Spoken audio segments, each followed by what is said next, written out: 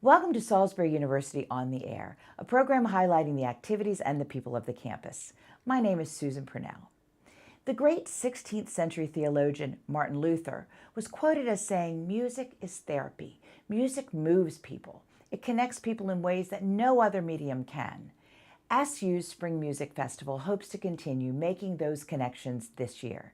Joining me to discuss the variety of music in the week-long event are Dr. William Folger, Music, Theater, and Dance Department co-chair, and Dr. Jeff Schoyen, director of the Salisbury Symphony Orchestra. First is Bill. Welcome back, Bill. So welcome back, Bill. It's wonderful to be here, Susan. Thank you. As like I said, you have to see me 2 times a year, whether you like it or not. Always a pleasure. The two holiday times. Exactly right. Now we have Spring Festival. What's the theme this year? It's music legends. Ah, okay. So tell me a little bit about that.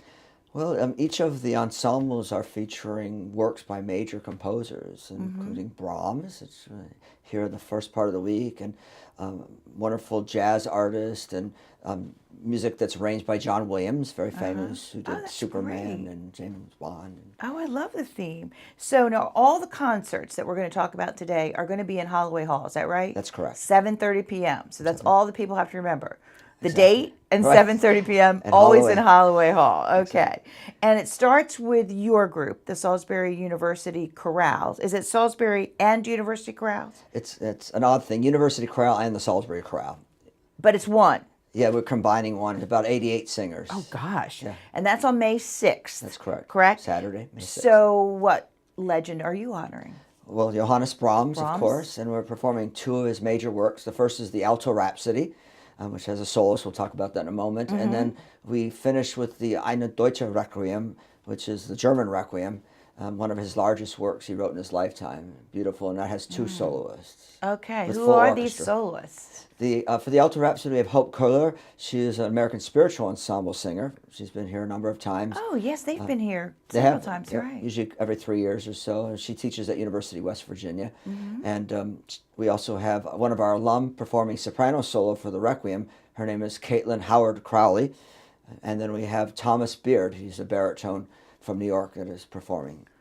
How do you get these people? Well, Dr. John Wesley Wright. He knows a lot of people. He does, Both of doesn't those are involved in the American Spiritual Ensemble, both Thomas and Okay. Hope. And then and I would want to put a plug in that Peter and Judy Jackson are sponsoring this concert. So they're just so wonderful people. They really are. We're going to talk about them later with regard to the SSO orchestra concert. They've been amazing benefactors of all of the arts in Salisbury and particularly at SU. What is the admission for your chorale concert? Admission is $12 for adults and $9 for seniors and SU and alumni and students with ID. Okay. Okay. Now, I understand that this year's Salisbury Pops concert is then on May 9th. What can we expect from the band and its director, Lee Nyer? Lee Nyer puts on always a wonderful show. It's about an hour long, and he's featuring actually one of our seniors, tenor John Wickstead, fabulous voice, and he will do music from the movies, actually. So as I said before, James Bond, Star Wars, Superman, Indiana Jones. A lot of those arranged by John Williams. Oh, that's great. I hope you're going to be selling popcorn right there on the side. We can use it. And actually, the audience will be participating. They're going to provide the cannon sounds for the 1812 overture. Oh, can't wait to hear that. You'll have to come to find out how. Exactly, you've got it. Oh my gosh.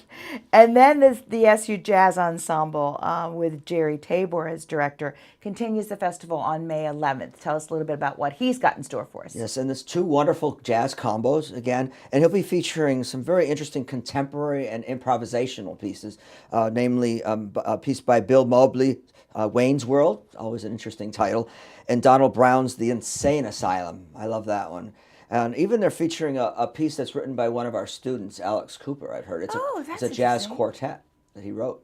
So a very interesting program. Very different. Very different. Diversified, Very yeah. diverse. And when you go to the Salisbury Pops or the Jazz Ensemble, I'm understanding that's free, right? Free open admission, general Open seating, admission, yes. anybody, first come, first serve, 7:30 Holloway Hall. That's true. Now, all of these ensembles, as we hinted about earlier, are a mixture of students and community members. Am I right? That's correct. Yes, I think although jazz ensemble may have one community member, it varies depending on the year. But yes, Sure. if you look in the whole realm of things, yes, we use community members, faculty, staff, and even some administration. My dean is singing in the Brahms. Oh, So, great. yeah. So what do you think is the benefit of that collaboration? I think, namely, some of our community members are professionals that have moved from larger metropolitan areas, and so it's a wonderful collaboration with our students. They get to hear professionals right next door to them, sitting just beside, and also they just bring a different affect. You know, it's a community town gown type of affect that just it helps bolster our sound. In my choirs, the more mature voices, I have to watch how I say it, help the younger voices, so it makes a nice balance.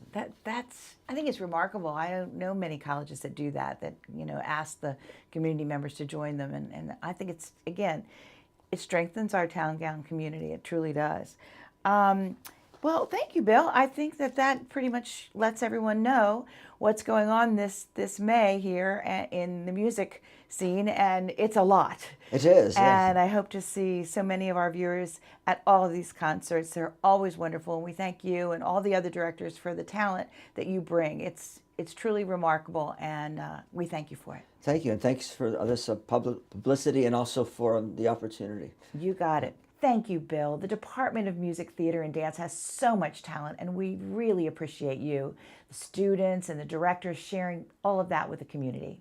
We'll hear about the festival's culminating event, the Salisbury Symphony Orchestra's annual spring concert, in just a moment.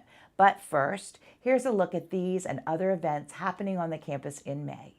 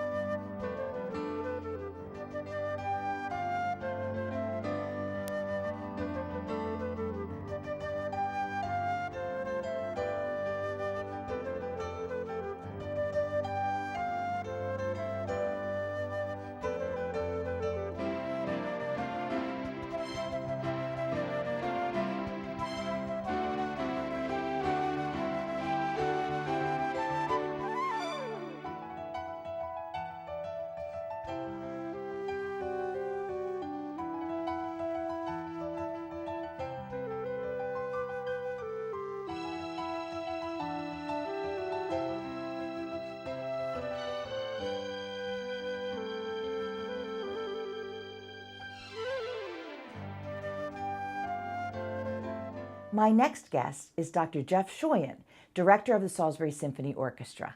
Welcome back, Jeff. Susan, it's nice to see you. Thanks for having me. Always good to see you, and I'm excited about the SSO concert this spring. You have a special guest. Yes, our special guest is Sarah Jackson. She's the principal piccolo player of the Los Angeles Philharmonic. Boy, that's a treat. What's the title this year? The title is The Magic of the Flute. So appropriately, Yes. Sarah, is it flautist? Is that how you pronounce it, or is it flutist? Flautist or flutist. It's Okay, either way. Okay, Yes, good. Sarah's a flute player and a piccolo player, so she's going to Okay. play both on this concert. Oh, that's great. Yeah. Give me a little bit of background on Sarah. Well, Sarah is actually the daughter of Peter and Judy Jackson, and they're very friendly, donors, generous folks to the arts here in Salisbury. And Sarah was their